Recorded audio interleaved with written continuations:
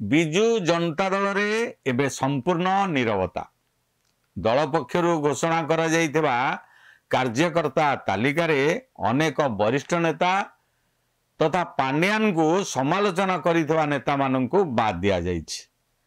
जो नेतांको विरुद्ध रे शोभा यात्रा नारेबाजी कर्मी असंतोष होइतला तांको मध्य गुरुत्व दिया जाइछि।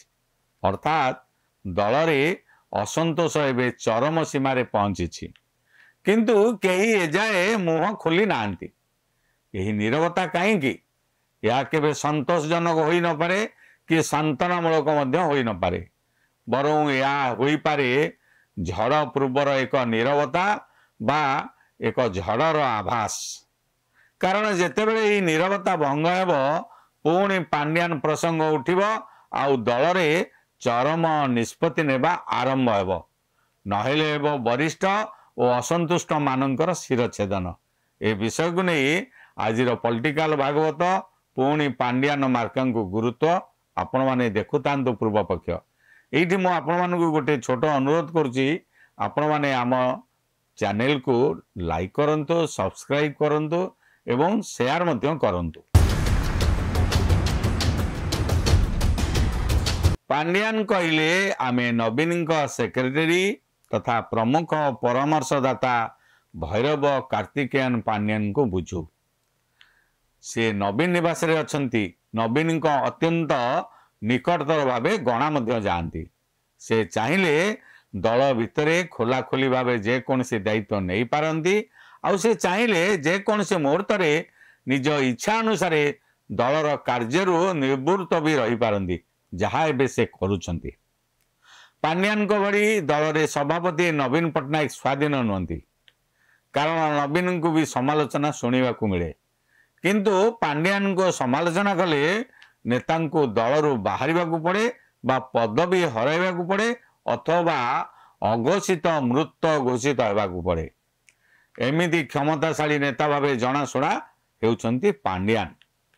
तांको सहयोगी एबे आहुरी क्षमता पाइछंती, ता स्पष्ट होईछि दल निकट रे घोषणा करथिबा कार्यकर्ता तालिकारे। बिजु जनता दल मुखिया नवीन पट्टनायक दस्खत घोषणा होईछि नूतन कर्मकर्ता तालिका, किंतु यही नूतन तालिकार रही कार्यकर्ता परिषद सदस्यों ना। एमाने दलर सांगठनिक व्यापार रे विभिन्न परामर्श देवाई योग्य, अर्थात सभापति खास लोक भावे एमान को ग्रहण करा जाइछि। निकट में दलर सभापति भावे नवीन बाबू दायित्व नेबा परे बीजेडी सांगठनिक पुनर्विन्यास करा जाइछि। एथिरे दलर विभिन्न पदपदवी लगी 71 जन नेतांक ना निया जाइछि, जेउथिरे अछंती 7 जन वरिष्ठ उपसभापति, 8 जन उपसभापति, जड़े ट्रेजरर, 20 जन वरिष्ठ साधारण संपादक, 35 जन साधारण संपादक। यही नेतांक ना गुड़ी को देखिले स्पष्ट हेउछि जे एथिरे वरिष्ठ माननकु दूर रे रखिबाकू चेष्टा करा जाइछि। विशेष करी जो माने दल रे भैरव कार्तिकेयन पांड्यान को विरोध करथिले सेमानंकु ए भितरे भर्ती करने दिया जाय नहीं। एही तालिकारे प्रफुल्ल मल्लिक, नृसिंह साहू, भूपिंदर सिंह भली वरिष्ठ एवं देवी रंजन त्रिपाठी भली युव नेता माने सामिल अछंती। एही नेता मानक भितरु अनेक राज्यसभा रे दलर वोटिंग विभाजन को नहीं प्रश्न उठाइतिले, जहाँ पांड्यान विरोधी स्लोगान रे परिणत होइतला। प्रणव प्रकाश दास ओरफ बबी को उपसभापति सह राजनैतिक व्यापार कमिटी सदस्य भावे ग्रहण करा जायछि, किंतु दल रे वरिष्ठ नेता भावे पूर्वरु समस्त परामर्श देउथिबा देवी मिश्र, प्रसन्न आचार्य, रणेन्द्र प्रताप स्वाई, अरुण साहू, प्रताप जेना, बद्रीनारायण पात्र, अतनु सब्यसाची नायकों भली नेतांकु दलीय राजनैतिक व्यापार कमिटी बाहर रखा जायछि। बीजेडी राजनैतिक व्यापार कमिटी हेउछि एक गुरुत्वपूर्ण कमिटी। एथिरे 10 जन को सदस्य भावे निया जायछि। सेमाने हेले विक्रम केसरी आरोप, प्रमीला मल्लिक, निरंजन पुजारी, संजय कुमार दास वर्मा, प्रणव प्रकाश दास, सुदाम मारांडी, टुकुनी साहू, डॉक्टर सस्मित पात्र एवं डॉक्टर संतृप्त मिश्र। मोटामोटी खबर हेउछि तालिकारे पांड्यान मार्का नेतांकु गुरुत्व दिया जाइथिबा बेले पांड्यान को विरोध में मुह खोली नेता न्यून करने भरपूर उद्यम करा तालिकार। पुणी वरिष्ठ नेता देवी प्रसाद मिश्र को वरिष्ठ उपसभापति भाव स्थान मिलते कार्यक्रम शंख भवन में सीमित रहिबो। अतीत में स्वर्गत नरी स्वाई जो दायित्व तुलाउथिले एबे सेही दायित्व तुलाइबे देवी प्रसाद मिश्र। तांको सहायता करिवे प्रताप जेना। शंख भवन रे दायित्व रे तांको उपसभापति पद दिया जाइछ। बीजेडी रे दीर्घ वर्ष धरी नरेंद्र स्वाई को जगह खाली पड़ीथिला।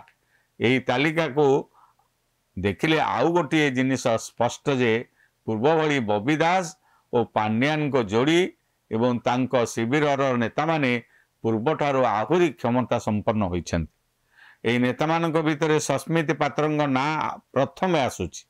आउ से एबे राजनैतिक कमिटीर सदस्य जहांको विवादीय बोर्ड दल रे हटतमट करिथिला तांको राजनैतिक कमिटीर सदस्य कराजिबा या स्पष्ट करुछि जे बबी पांड्यान गोष्ठी एबे अधिक क्षमताशाली होइछन्ति। खाली से नुहंती संतृप्त मिश्र, टुकुनी साहू, सुदाम मारांडी, निरंजन पुजारी, प्रमीला मल्लिक प्रभृति नेता अनेक समय पांड्यान को योजनार हिताधिकारी होइतिबा नजीर रही। पुणी विक्रम केसरी आरोग, संजय दास वर्मा भली चापारे चेपा होइतिबा नेता भी यही गोष्ठी सक्रिय सदस्य रही। प्रसन्न आचार्य, अनंग उदय सिंहदेव, रणेन्द्र प्रताप स्वाई, बद्री नारायण पात्र, रमेश चंद्र चाउ पट्टनायक, अरुण कुमार साहू, देवाशीष सामंत राय भली नेता माने आउ दलीय व्यापार रे मुंड पुराइबे नहीं। सेमानंकु कौशल क्रमे बाहर रखा जाइछि। सेमानंकु विभिन्न छामुआ संगठन दायित्व दिया जाइछि। प्रसन्न आचार्य को कृषक मोर्चा, अनंग उदय सिंहदेव को आंचलिक विकास सेल, रणेन्द्र प्रताप स्वाई को समवाय मोर्चा दायित्व दिया जाइछि। बद्री नारायण पात्र को शिक्षा और शिक्षक सेल, रमेश चंद्र चाउ पट्टनायक को मत्स्यजीवी सेल, देवाशीष सामंत राय को वरिष्ठ नागरिक सेल, अरुण साहू को ओबीसी सेल दायित्व दिया जाइछि। तेबे प्रश्न उठुची ए वरिष्ठ नेता माने निज जूनियर जहां को राजनीतिर अक्षर शिखाइतिले सेमानंक परामर्श रे परिचालित हेबे तो। जो वरिष्ठ को दलर विभिन्न व्यापार मुक्त करा जाइछि सेमाने कौन दल रे रहिबा को उचित मानिबे? निज कैरियर को कौन जलांजलि देबे? एमिति अनेक प्रश्न एबे सृष्टि हेबारे लागिछि। एहीपरि प्रश्न भितरे वरिष्ठ नेता माने पुणी थरे दलीय कार्यालय बाहर एकाठी होई पारंती। पुणी थरे दल रे विस्फोरण होई पारे। आउ ये विस्फोरण छोट धरणर केबे हेबो नाही। या चतुरता और लोकप्रियतार संग्राम होई पारे। जदि ताहा हुए तेबे 2029 रे आउ एक आंचलिक दलर सृष्टि को भी एड़ाई दिया जाई न पारे। आज एठी शेष करुछि आजिर पॉलिटिकल भागवत। जदि आपन को या भल लागिछि तेबे लाइक करिवे, शेयर करिवे एवं कमेंट मध्यम करिवे। रहुछि नमस्कार।